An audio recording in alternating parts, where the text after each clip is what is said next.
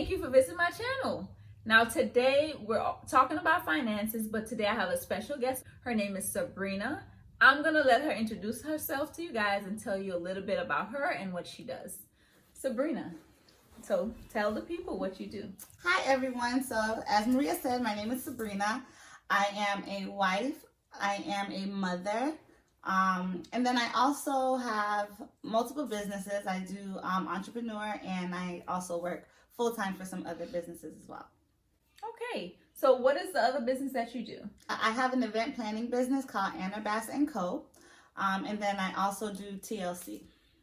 Oh, so tell us a little bit about TLC. TLC is actually a company called Total Life Changes, and it helps people to get a nice detox. It helps you with weight management.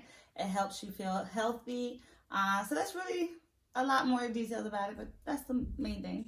Just getting you on your wellness journey. All right, awesome.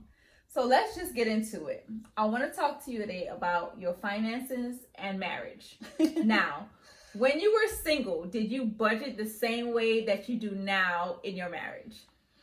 Kind of, sort of. So tell me a little bit about that.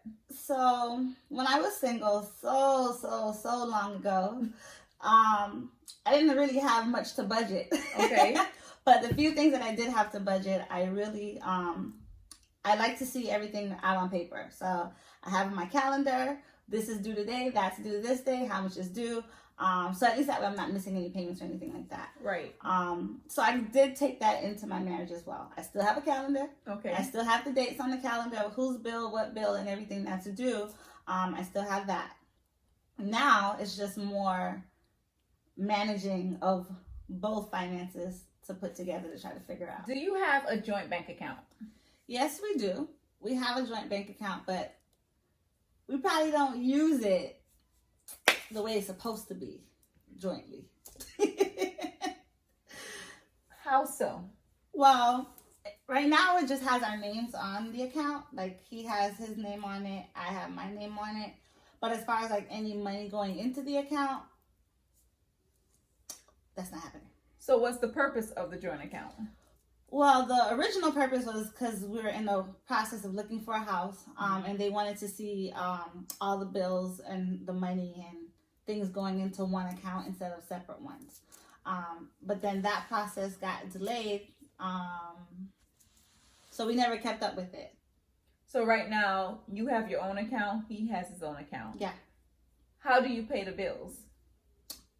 My handy dandy calendar with the dates, that day,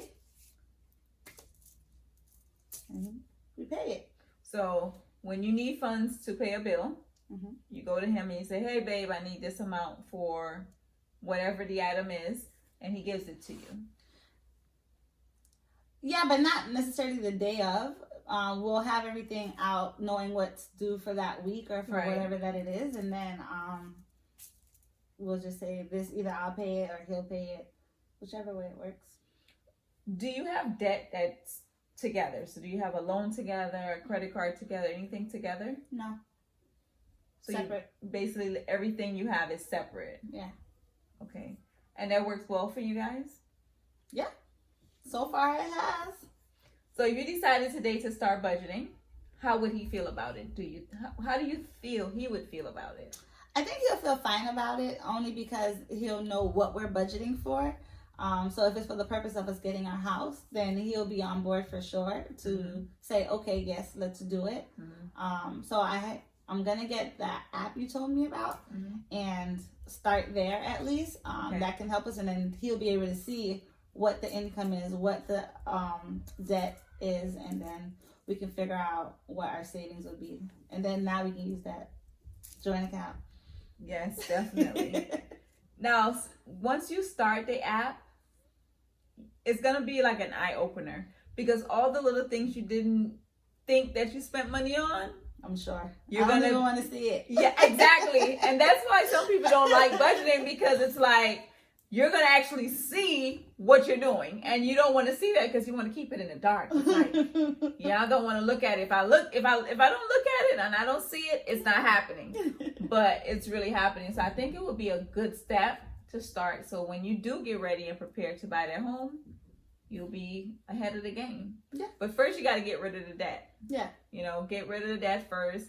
Save your little emergency fund, so if something goes wrong, you got a tire to fix, or you have some type of emergency, you have that little bit of money there to help you. So it will be a bother, but it won't be stressful. Yeah. Because at least you have those funds there. Yeah. I want to explain a little bit more about the emergency fund. So before you start paying off debt, you should save $1,000 for your emergency fund. So that's just in case something happens unexpectedly, and you just have that money there for that. Okay. Once you do that, figure out your budget and you figure out your debt, then you're going to start paying towards that debt. I would suggest using the snowball method. That means you list all your debt from the smallest to the largest, and you start attacking the smallest one first. Mm-hmm. Once you start paying off those smaller ones, it's like a breath of fresh air. You start getting encouraged to, okay, I got one more to go. It's like, it really encourages you, because if you try to attack the biggest debt first, you're gonna become discouraged, because it's like, oh my God, this is taking so long. Student loans, see? Yeah, the student loans, they got to stay for last, because that is definitely a large one. So I would suggest doing everything in order, by the smallest to the largest. I could do that. Yeah. We can do that. Absolutely. Once you complete saving for the emergency fund, you pay off your debt. And once you've completely finished paying off your debt, then you will save your 6 months emergency fund. That's to cover you for your monthly bills for 3 to 6 months. Okay. Right? Just in case something was to happen. Everything is going so crazy. We never know what can happen. Like you got furloughed at your job. And if that was happen again, then you have this fund that you don't have to worry so much. You don't have to stress out about things. Okay, so who's the budgeter and who's the spender? Who's the budgeter? That's a real tough one. Because so my husband, he works in a financial institution. Okay. So you would think that he'll be more of the budgeter, because that's what he does. Right. But I think because he works in a financial institution, he doesn't want to take care of any of that stuff. Okay. So I would say that I'm the budgeter. Okay. Now as far as the spender, we don't really spend that much. Okay. I think it's equal. Okay. So do you live on a budget, or do you just spend as you go? Yes, you have bills that you have to pay, but when you have extra, are you budgeting for that, or are you just, No. I have extra money and I'm spending? No, not budgeting for that part. So why not? Never actually looked about it. That's interesting. Yeah. Okay. So that's why you're here. Yes, that is definitely why I am here, guys. Okay, so what is your normal bills like? So I know you probably have a rent, mortgage, something like that. Mm-hmm. You just budget for those things, and then everything else is like, okay, if I have extra money to go out to eat, I'll just do that. It's not a structure. Yeah, it's not really a structure. It's just the normal bills. You got your phone bill, your car payments, actually we don't have any car payments. Our cars are paid off. But like those normal bills. And now with a 4-year-old, we have school. That's a whole bill in itself. Right. So as far as like any extra funds, we don't really have it allocated anywhere. Okay. Like to say this is extra funds money or whatever it's for. But we do have our savings that, we save, but it's not like we have a goal to say this is what we're saving for or anything like that. Do you own your home? No. So that's something that I guess you could say that we are working towards. Okay. And are you budgeting for that? Do you have a goal in mind already? No, I don't have a goal. Okay. So do you plan on getting a new home in the next couple of years? Do you have a plan for that? Yeah. So we're looking within the next year or so. Seeing how 2021 just started, 2022 sounds nice. Sounds nice, but we're not planning for it yet. You're gonna get me there. Well, that's where I got her at, right? Okay, so let's talk about your budget that you don't have. So do you have bills? Do you have debt? So credit card debt, loan debt. Do you have any of those? I have student loan debt. Okay. That's where most of my loans come from. Okay. It's really student loans. Credit card is really minimal because I never really went ahead and got a lot of credit cards. The few that I have, I always took care of them, and I could pay them. But my main loans are student loans. Yeah, that's. Can't get rid of them. You can get rid of them if you create a budget. Wow. To Jesus work is towards it. Right now. Yeah. Oh. Really? Jesus is supposed to be here. Okay. So, do you think if you have a goal to buy a home, don't you think you should now, while you do not have that burden of owning a home right now? Mm-hmm. Well, let me not say a burden, but you don't have that big chunk of money that's going to go to your mortgage.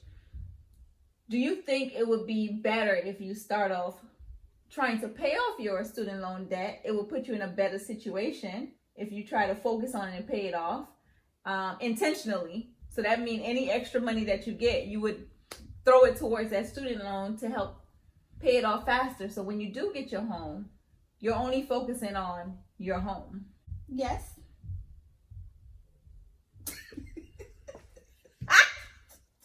Yes. So your student loan debt, mm-hmm. Do you have a time frame on when you plan on paying that off? No. How much do you owe in student loan debt? Let me ask that. I told you, Jesus is supposed to be here by now, okay? I was like, well, Jesus is not here. And Jesus didn't create that debt. So no, right now my student loans is about a brand new Acura. What that is, like 60,000? No, right now it's at 47,000. 47,000. Is it deferred? Is it so some are in deferment, some are forbearance, and then some is just paid. Just pay the minimum. Yeah.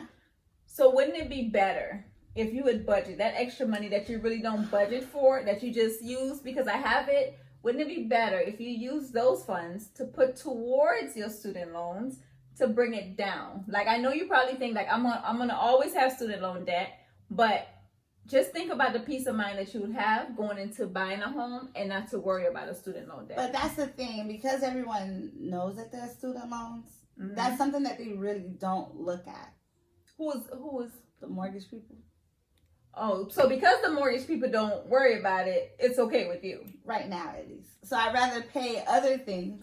But you don't have really any debt. So what other things would you be paying?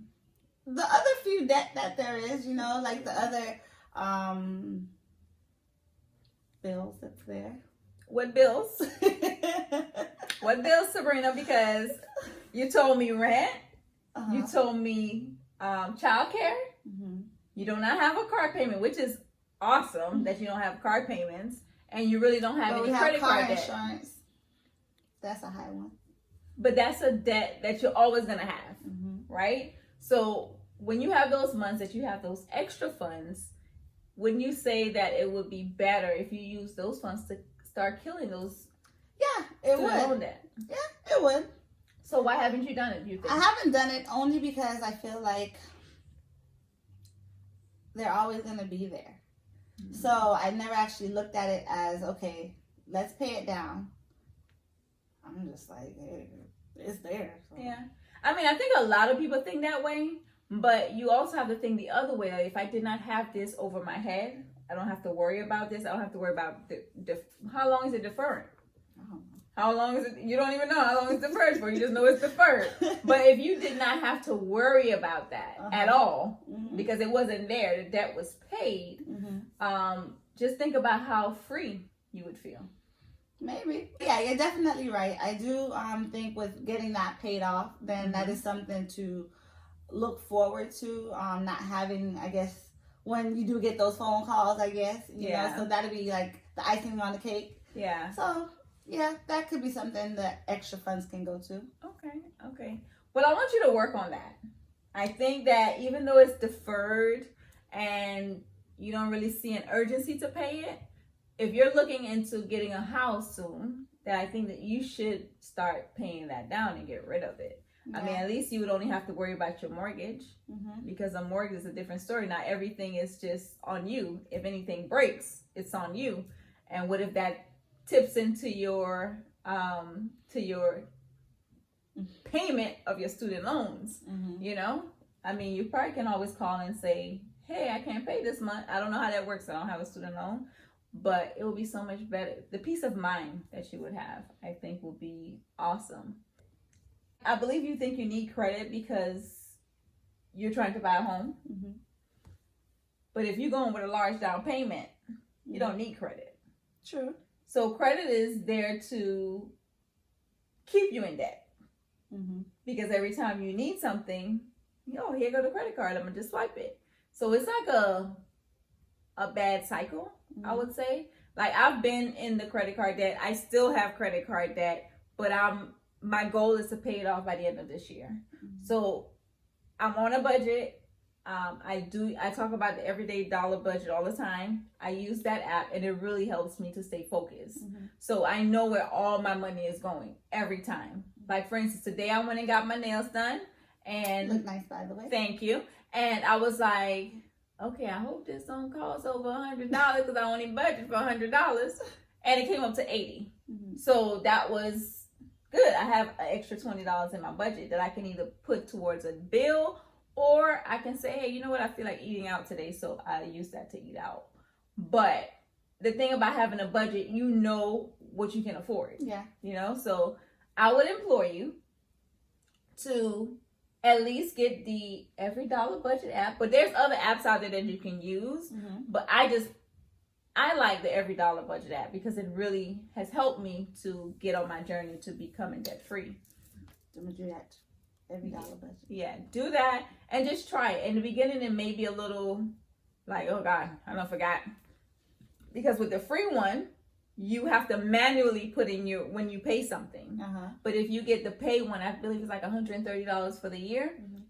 It connects to your bank account, and every time something posts, you can go in and just connect it to whatever that budget item is. Okay. So it makes it like so much easier, and it also comes with Financial Peace University, and you can go look at videos.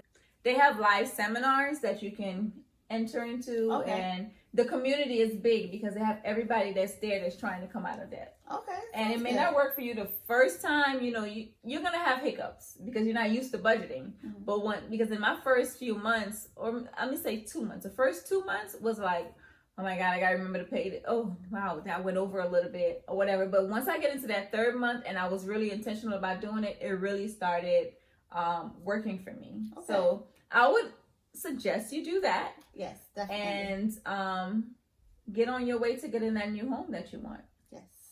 All right. Well, I would like to thank Sabrina for joining me today. If you have an event going on, a wedding, a birthday, whatever it is, a graduation, you can always hit her up. I will leave all her information in the description below. And as always, remember, change begins with you.